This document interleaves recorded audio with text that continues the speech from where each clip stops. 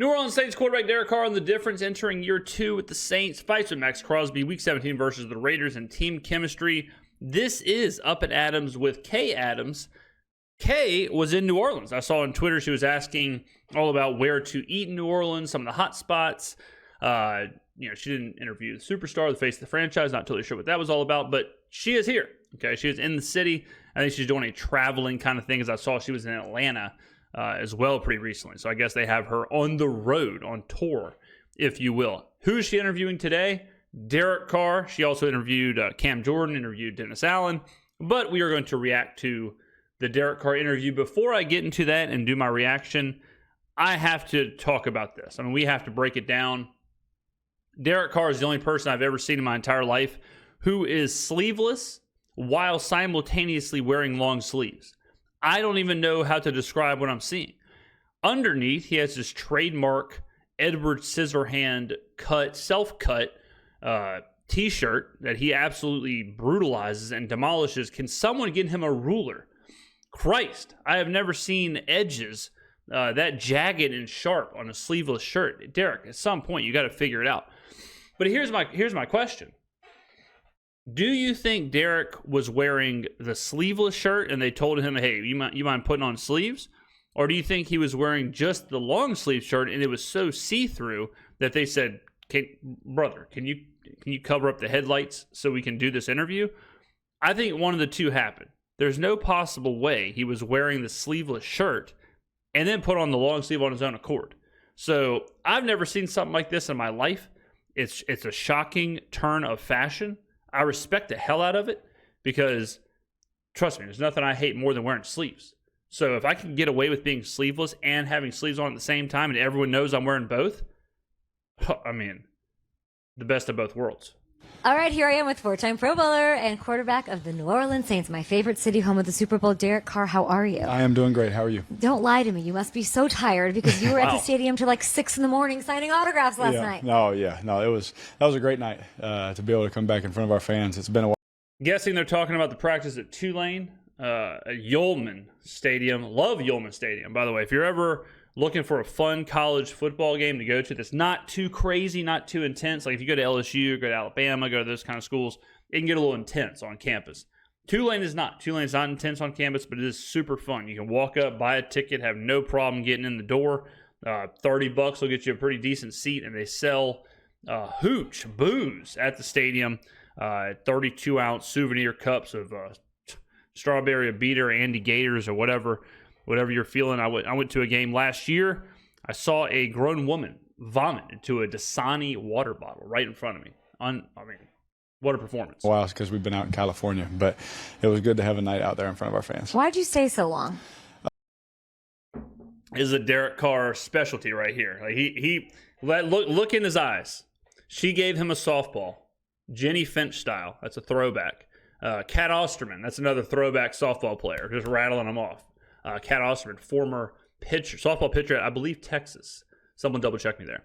But Derek, look at his face. This is a softball. So she's saying, why'd you stay there? Absolute lollipop for him to talk about how much he loves the fans, how much he appreciates the fans, and they're the lifeblood of the team, and he's, the kids and the autographs and whatever. So let's see how Derek, the sleeveless wonder, navigates this. I've always done that, even when I was in Oakland, when I was in Las Vegas. That's just what I've always done, even if we didn't have to sign, because I just know that there's some kid that maybe it'll inspire, maybe they'll remember it, just like I would do that when I went to my brother's practices, Andre Johnson coming over to me and, all these guys coming up to me. Like, I'll never forget those memories. This fan base means something. It's electric, it's passionate, they're hungry, they're driven, but they are supportive. How are you embracing the fan base in a night like last night at Tulane? That, that's it. They're a secret weapon. There's a serious advantage in this league. Serious advantage. And, with the way that we finished the year last year, coming on strong and playing good football, I think that, our fans got a glimpse of what we could potentially be. And Derek, damn, son. Jesus. Do they not have air conditioning in there? Oh, my God. I mean, good Lord, someone get him a towel. Where is the PR guy? Where is the communication specialist for the Saints? Can we help my man out? hopefully we can carry that Looks over like into he's this being season. interrogated. And, we're going to need them. We're going to definitely need them. But it's one of the greatest home field advantages in all of sports, and so I can't wait to get this season going. I like that smile out of your QB1. Derek Carr here coming in straight from practice. You mentioned you had a good end of the year. Let's dig into that. Winning 4. Let me talk about the fan base real quick. So this has been kind of back and forth ever since I absolutely systematically just demolished Ben Kurt about the Saints fans who are delusional. According to Kurt, he said the Saints fans believe in a Super Bowl. I had to, keep him. I had to check him. Somebody's got to check these guys on these YouTube streets. The fan base right now, where I see it, is a little more positive. I think, I'm going to try and make this succinct. Word of the day. The fan base is positive yet reserved because I think the biggest problem the fan base has is Dennis Allen. I think the fan base doesn't really like him as a head coach until they see something out of Klint Kubiak. They're not fully on board with this team can be different or play different under Dennis Allen. But I think in general, the fan base believes the Saints can compete for the NFC South, and they should be right there with the Bucks, Panthers, and Falcons. Now, there's a separate sect of the fan base that is Derek Carr fans. And then you have this very polarizing conversation between how good is Derek Carr. You have some fans who believe Carr is criminally underrated, and Carr is closer to a top 8 quarterback in the NFL than he is a top 18 quarterback in the NFL. Then you have some other fans who do not like Derek Carr, who think he should be cut, traded, second string, whatever. So it's like 3 different versions of the same fan base all coming together. But in general, I would say the fans are leaning a little more positive right now than they were at the end of last season. 4 of the last 5 games, which you love to see, you led the NFL. You led the NFL, Derek, with 14 touchdowns, just 2 interceptions in that time. I need to know, what was the magic? Take me to the moment in your head that some little tweak. Did y'all turn Pete Carmichael's headset off? To be completely honest, we just started coming closer as a team. There you go. I didn't know how long it would take to adjust to a new place. You take it for granted. I'm a 10-year veteran. I know how to do the NFL thing, but come to a new team, you have to prove yourself all over again. No doubt. I'm trying to find a school for my kids, a church, for my family. My wife has no friends when we first come out here.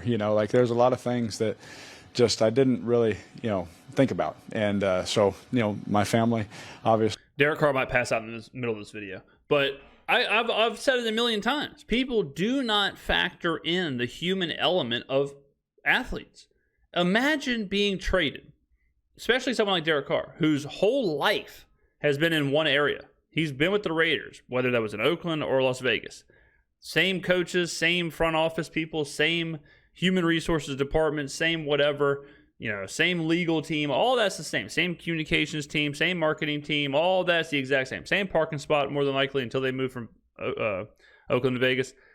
Everything's pretty chill. His teammates' kids are playing with his kids, and the wives are all talking. It's the same groups. Now imagine you're told, hey, man, bad news. We're letting you go. What? 2 months later?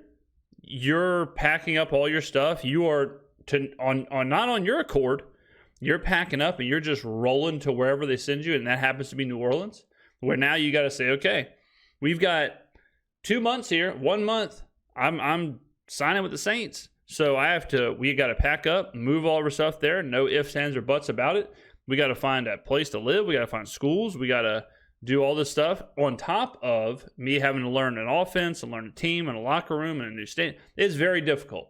It is very, very difficult for anybody to do in any walk of life.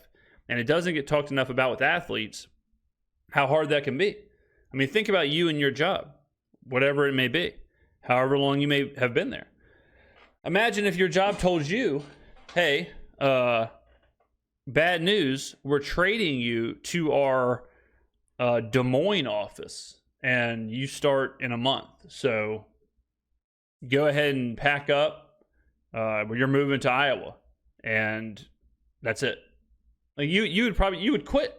All right, no hate to Iowa, but it's a crazy thing to think about. Obviously, will always come first to me, so I made sure that they were okay. And then the more time that we finally got settled and spending time, you felt so pulled in so many directions, But once we kind of got our grasp and, started spending time together as teammates, and me and DeMario started having breakfast, we FaceTime each other. Just our unity, I saw our team start to unite. And, we've carried that over from the offseason, FaceTiming once a week, having breakfast every week in training camp. Like, there you go. We continue to do that to keep building that. And once we did that, but, I think our team, it takes time in a relationship, they started to understand, who I am and how I work and, what I'm willing to do for them, and play through and all those things. And I think it just made our team stronger. And towards the end of the year, we played really well. DeMario's the best. I love that. Yes. Let's talk about your offense and the chemistry there. Everyone I've talked to says that you are really putting in a lot of extra work, login hours, making double a huge reps. effort. Now that you've had some of these other things settled, it makes a lot of sense to sort of build the chemistry. We see it out there. The Carr Olave thing is clicking. It looked amazing today. I'm loving it. What have you done in the offseason and through camp to sort of keep building? Yeah, I mean, specifics. Is it card games? Is it whatever? What is it? Ping pong? I literally told all my teammates. This year I told my wife, I was like, if a teammate wants to do something, my answer is yes. And so there was one week.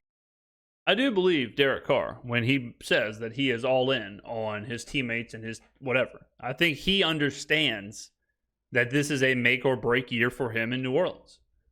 Newsflash: if the Saints fail this year, Derek Carr is probably going to be on the way out. Dennis Allen will be on the way out. I'm talking about like 7 wins, 6 wins, 5 wins, whatever. Probably be over for that window. So Derek has to know, especially with how front-loaded the schedule is, they cannot risk an 0-7 start, a disappointing start to the season, and trying to, dig themselves out of a hole, or he's going to be finding himself in a new city. It is what it is. I'm not saying that. I hope he is. I hope he succeeds. I hope Derek Carr, I hope the Saints win 10, 11, 12 games, go to the playoffs, all that stuff. I hope he's here, and I hope he's very good. But if he is not good and the results aren't there, he is tied to Dennis Allen. Dennis Allen is tied to Derek Carr. And if one falters, the other is probably going to be on the way out as well. So I think Carr knows that. And like he's saying, he told his wife basically, this year football is the priority. So, and I do believe him when he says that. Weekend I thought I had free, and I ended up having 7 things to do, Like what? Oh, we were cornhole. We had 4 teammates over at the house I cooked them steaks. We had, playing video games with each other. We're going golfing, with different groups. Like anything they want to do, pickleball. I mean, anything you could think of, we were doing it. And who's your pickleball partner? If you had to pick one. Who's the guy? You know what? Jawan's pretty good. Jawan Johnson's pretty good. I've never played pickleball. I'm more of a racquetball kind of guy. I think, one or the other. For me, always going to be racquetball. Love the sport. He's fast. He can reach to everything. So I don't really have to do much. So it's nice. What's going on with you and Olave? What's working there? Our relationship just has grown, so much. And, sometimes there's no growth without confrontation. Pat Hill used to tell me that. And he was used to things. This hombre right here, he ain't never seen something in the oven that he's afraid to grab. 500-degree oven for 50 minutes, no problem. I got it. I mean, you can go ahead and cancel the aloe vera order. This guy's got it. Things a certain way. I'm used to things a certain way, and we had to learn how to, marry that. And the one thing that we both did is we both kept working at it, and we kept working. And you saw it happening at the last half of the year, where we started clicking. I'm throwing, he's seeing things that I'm seeing, and I'm trusting. I'm throwing it. We've never even talked about boom, and he catches it, and everyone's going crazy because we were on the same page, and we're doing that same kind of thing now. And it's not all perfect. I mean, there was one yesterday. I mean, we missed on, but then man, we come. Yeah, I was going to mention that. Apparently, there was one ball Derek overthrew, and the Boo Birds were out at Tulane, which, I mean, you hate to see. But, I like that he is hinting that it ain't perfect, that he's hinting that they did have some conflict, and they are working through it. And from what I have seen, it looks like Olave is stepping up a lot. I think he's looked great this preseason. I think Carr has been erratic-ish. But I have faith that, Derek's an 11-year veteran. I'm not concerned about his ability to throw the football, So I think if they can click and they can be on the same timing and all of that, and they're, Communication can be high. I think Chris Olave could have a huge year, and Derek Carr could have a huge year. Come right back to it in the 2-minute drive, and we hit it, because we're still working. We're still ironing those things out. But I love where we're at. I love where, his mindset is at. He wants to be the best. And I've been around a couple of those guys, and that mindset is very similar to what Chris has. I can't wait to see it all unfold out there on the field. I saw Alvin Kamara back at practice. I'm sure you're very smiley and excited about that as well. Klint Kubiak, take me in here. We know he's a mastermind. I know we're going to see fancy stuff. We're going to see motions. We're going to see my best friends. Lots of flair. What has been so far in the rooms with him or on the field with him the moment that made you go, wow, okay, the most? I think the best thing about Klint is that the standard is the standard. And it doesn't waver. Like, we could have a great day, and he's still going to get after us about, one little step that was wrong, and he doesn't let it slip. And he says, look, we're going to celebrate the good things, and then we're going to coach the crap out of the imperfections. And it's just, he has not changed. And so I think that's the most impressive thing I've seen with him is his consistency in that, because that's hard to do. It's hard to stay on it. But he has a great. And that kind of goes to what I've been saying before about how there's a system. There is something, you cannot worry about the standard. You cannot worry about the small details if you don't notice the small details. Pete Carmichael, he didn't know what the hell was going on. So he's not noticing those small details. There is no system. There is no standard. He's just worried about, are we getting first downs? Are we getting, he's not looking at the micro. Klint Kubiak has a system, has a standard, has an idea, has a vision, has a strategy. And that's why he's able to uphold those standards or force those standards to be upheld with every rep. Now, I love to hear that. Way of doing that, but also making you feel like you're the best player in the world. Like, he has a great way of getting the most out of you, pissing you off, but also making sure you feel great about what you're doing. Has there been a wow moment, though, like when we talk X's and O's, where you're like, oh, shit, let's go? No, absolutely. Okay. Jesus. Family channel. Okay, good Lord. I didn't realize FanDuel TV was doing that. Absolutely. I mean, without getting into his specifics, there's been some moments where he said, hey, we're going to do this to set up this and then to do this later. And you're like, oh, crap, that'll be fun. And then we do it in practice and it hits for 40, and it's like, this is going to be a lot of fun. We got to go execute it in the games. But right now it's so positive. And, I think the main thing is that our guys believe in it. They believe in Klint. That's for sure. They believe in the plan because every coach in the room is saying the exact same thing. Yeah. There's no, this guy says this guy says that. It's, they're all in one voice. And you would be surprised that that's hard to find sometimes. It's interesting that all I'm hearing, the body language is excitement and positivity, and the between the lines or what you're actually does verbatim saying is it's consistency. Yeah. Consistency is the most important thing. It sounds like you have it here. I'm happy for you. Yeah, absolutely. It's nice being in year 2. It has been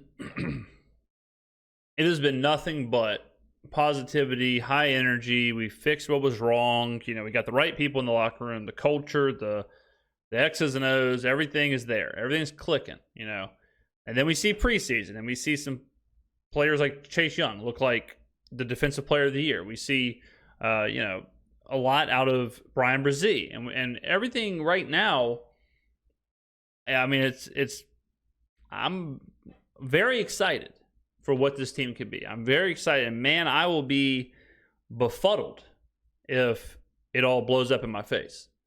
I will be absolutely shocked. Am I drinking the Kool-Aid? Possibly. But it is what it is. I believe Klint Kubiak is a good OC. And I believe what this team was missing was an OC and an offensive strategy and offensive alignment at all. We talked about it before. I believe this team was missing pass rush and a defensive line last year. Seems like we've got it. So when I'm doing my Sudoku puzzle of will this team be good, a lot of stuff is matching up and balancing out that would equal an answer that is this team will be good, this team will be viable. I don't have to learn everybody's name while trying to complete passes.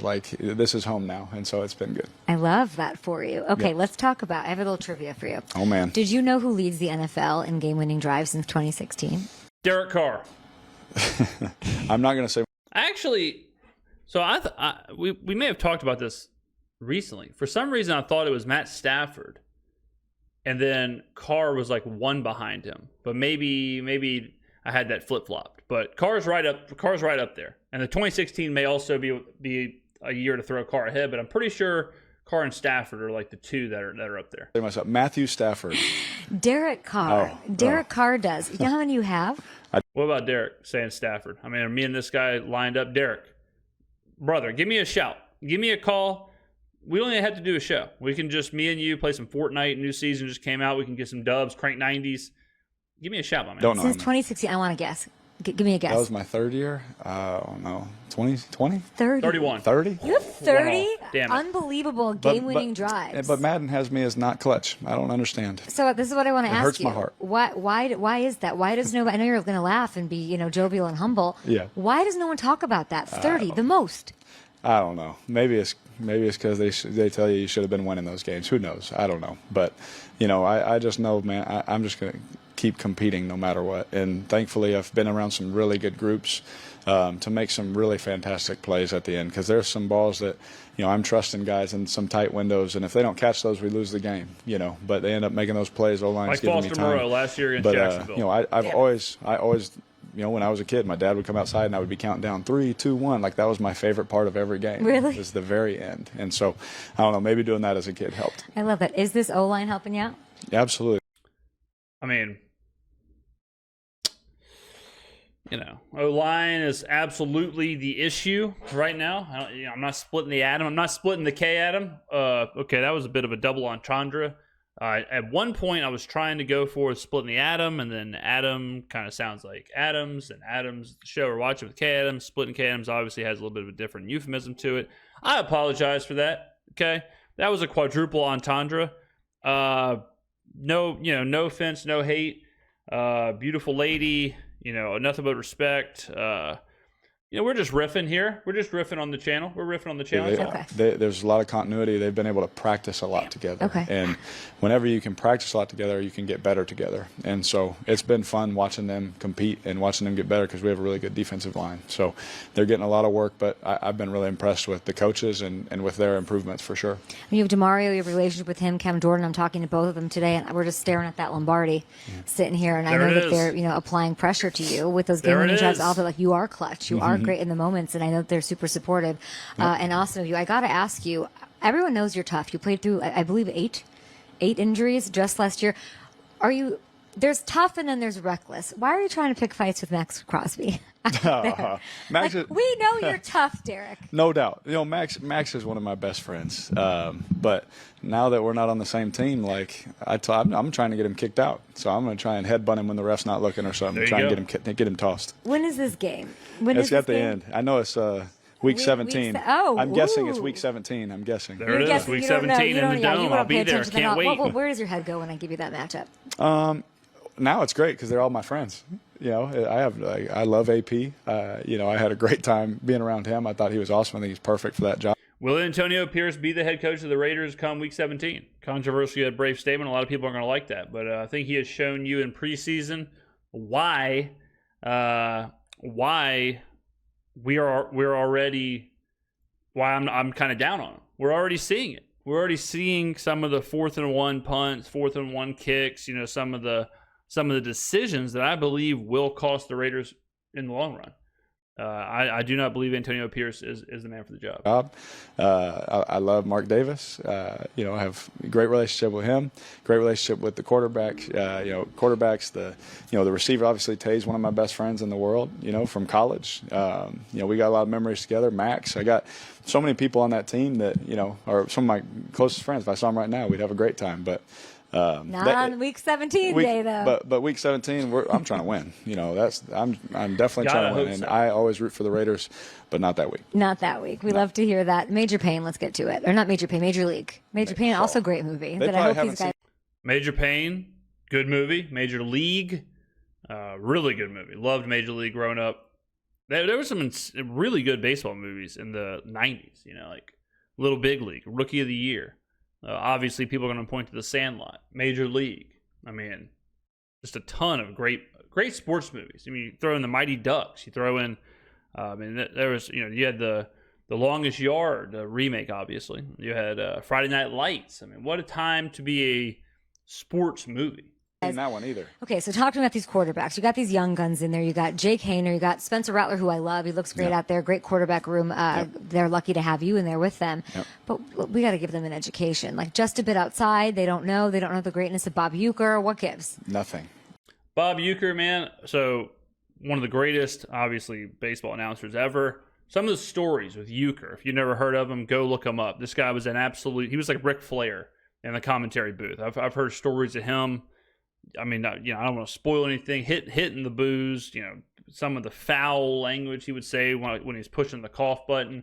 I mean, just an absolute legend. Like, it is embarrassing. But you're only 33. Like, it's not like you're some like OG. Like, you're not Aaron Rodgers. I think it's because that always blows my mind. Whenever an older veteran, and this is showing my age a little bit here, but an older veteran quarterback or an older veteran athlete who seems old, but the fact that I'm older than Derek Carr is crazy. That is nuts. I never even thought about that until right now. Like, that is insane. But it happens. I mean, it happens all the time. Like being old in a professional sport, when that is 31, 32, 33. Ooh. I have 4 kids. I'm married with 4 kids, so they just think I'm older, But I'm just like blown away. I guess I had older brothers too, So I guess I got older brothers. Obviously, David's way older than me. I make sure he knows of course, that. Yes. Darren's older than me. So, I watched those movies growing up, so I thought that was just normal. And I'm in there, I'm like, we're making Major League references. They don't even know who Ricky Vaughn is. I'm like, bro, what the heck is going on? So, what is at the top of the list? I know they haven't seen Remember the Titans. They haven't seen Major League. Give me the 3 most educational movies that you need that quarterback room. And all young quarterbacks trying to Jurassic win 4 Pro Bowls and get Number into 4 one. Pro Bowls need to watch. Remember the Titans. Okay, They outside have to of see that, they Major know that. League. Deep Blue They haven't Sea. seen Bull Durham. They haven't even watched The Office.